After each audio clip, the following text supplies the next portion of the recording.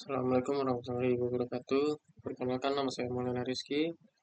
Baiklah, di sini kami dari kelompok 8 ingin menjelaskan pengenalan mesin vektor pendukung untuk kecerdasan buatan. Baiklah, di sini saya tidak sendiri. Di sini saya bersama teman saya, Julian Olga, dan saya sendiri Maulana Rizky. Baiklah, langsung saja. eh, Prinsip dasar mesin vektor pendukung. Pemisah opsional optimal. SVM atau mesin vektor pendukung bertujuan menemukan batas pemisah atau hyperplane yang optimal antara data dengan kelas berbeda. Hyperplane ini memaksimalkan jarak atau margin antara data terdekat dari setiap kelas. Lalu di sini ada keunggulan mesin vektor pendukung. Yang pertama yaitu kinerja yang tinggi. SPM dikenal memiliki akurasi tinggi dalam klasifikasi dan regresi, terutama untuk data dengan dimensi tinggi. Lalu yang kedua ada robust terhadap overfitting. Melalui margin yang optimal, SPM cenderung kurang rentan terhadap overfitting yang dapat meningkatkan generalisasi model. Lalu yang ketiga ada fleksibel dan beragam. SVM dapat digunakan untuk berbagai jenis tugas, termasuk klasifikasi, regresi, dan deteksi outlier. Lalu sini ada aplikasi mesin vektor mendukung dalam kecerdasan buatan.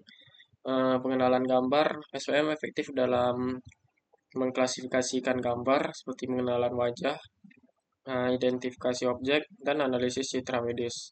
Lalu di sini ada robotika. SVM membantu dalam navigasi robot, pengenalan objek, dan kontrol gerakan untuk meningkatkan efisiensi dan keakuratan robot. Lalu di sini ada pemrosesan alami. SVM dapat digunakan dalam analisis sentimen, klasifikasi teks, dan deteksi spam untuk pemrosesan data teks. Lalu di sini ada proses pembelajaran mesin vektor pendukung.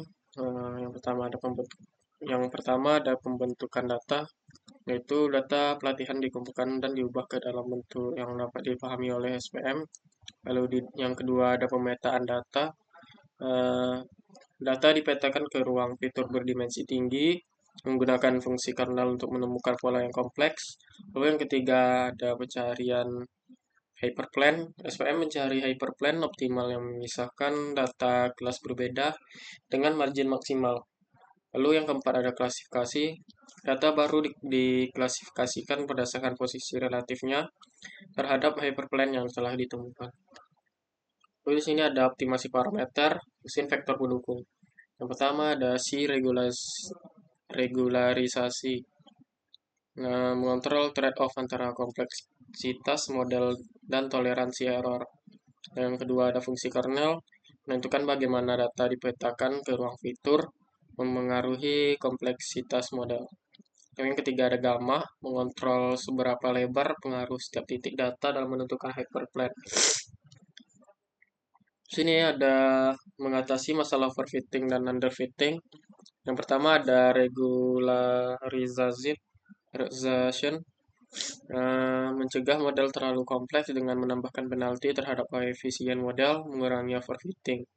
Lalu yang kedua ada validasi silang, membagi data pelatihan menjadi beberapa subset untuk menilai kinerja model pada data yang belum pernah dilihat sebelumnya.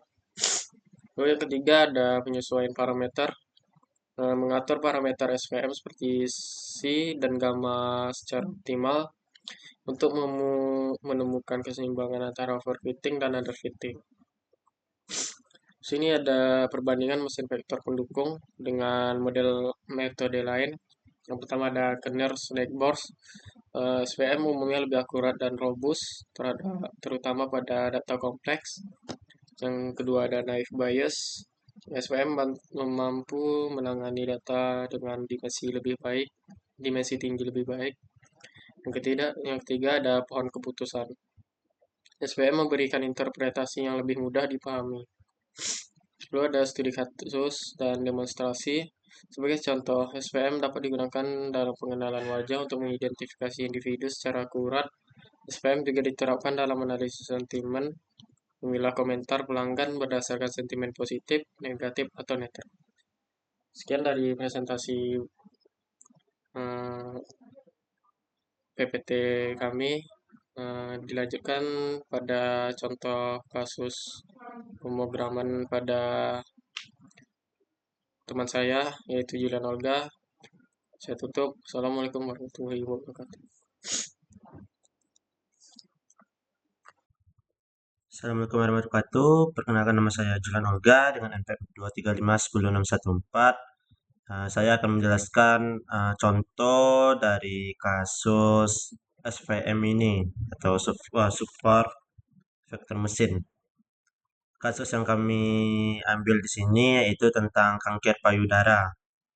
Di sini ada beberapa library yang saya import seperti NumPy, Panda, Matplotlib dengan Seaborn yang untuk membantu kelancaran dari codingan ini. Yang pertama ada bagian memuat dataset kanker payudara dari pustaka Scalern. Dari ini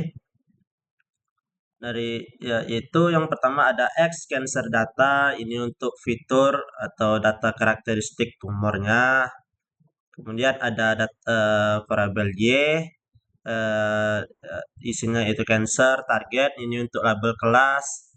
0 itu sama dengan malignan, 1 itu sama dengan benign. Yang kedua ada data preprocessing dengan ada normalisasi dan split data. Maksud dari codingan ini yaitu untuk menormalisasi fitur menggunakan standar scaler untuk meningkatkan performa SVM. Selanjutnya ada di bawahnya itu ada codingan xtrain xtest dengan ytrain dengan ytest. Ini untuk membagi data menjadi training set dan testing set. 80% train dan 20%-nya tes. Yang ketiga kita masuk ke model dari trennya. Yang pertama ada menggunakan super vektor mesin SVM dengan kernel linear. Yang pertama ada SVM model dengan isinya yaitu SVC, kernel linear. Ini untuk parameter C untuk mengontrol margin soft. Selanjutnya ada SVM model fit, ada X-train dengan Y-train-nya. Ini untuk melatih model SVM pada data training. Selanjutnya ada prediksi. Maksud dari codingan ini untuk melakukan prediksi terhadap data uji. Yang kelima ada evaluasi model. Maksud dari codingan ini yaitu untuk menghitung akurasi model dengan membandingkan prediksi dengan data aktual. Selanjutnya di bawahnya ada print laporan klasifikasi. Ini untuk menampilkan laporan klasifikasi yang mencakup precision, recall, dan F1 score. Selanjutnya ada CM, ada variabel CM. Ini untuk confusion metric untuk melihat jumlah prediksi yang benar dan salah. Selanjutnya ada visualisasi confusion metric menggunakan heat map dari Seaborn.